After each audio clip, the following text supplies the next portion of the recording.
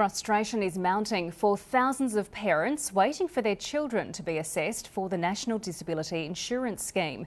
A mistake in estimating the number of South Australian children eligible for the trial has caused delays, with many families questioning when they'll receive funding.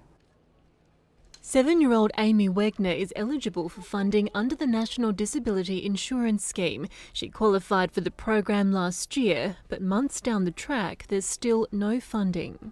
We've been told now that due to backlogs that she's not actually going to be doing the interview until round about mid this year.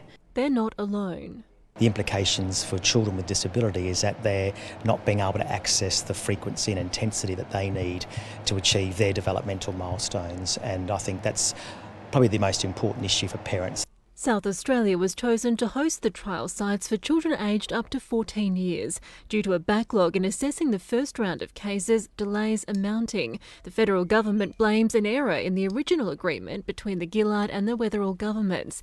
It was estimated that 5,000 children were eligible for the local NDIS trial. The real figure was 8,400. So far, only about 3,000 children have accessed the scheme.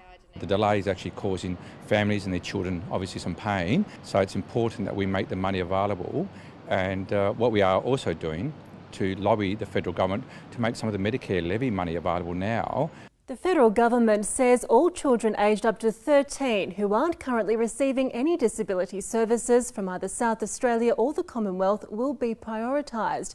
But other children who are receiving treatment but are not on the NDIS will have to wait until plans for the first group of children are finalised. That leaves families like the Wegners in limbo. I was expecting hiccups along the way, but I'm just getting concerned now because it's been over 9 months, and they're saying, middle of the year. He says it's not going to be the end of the year, or that's my concern. South Australia's trials are expected to run about a year behind schedule, while other trials across Australia are on schedule. Candice Marcus, ABC News, Adelaide.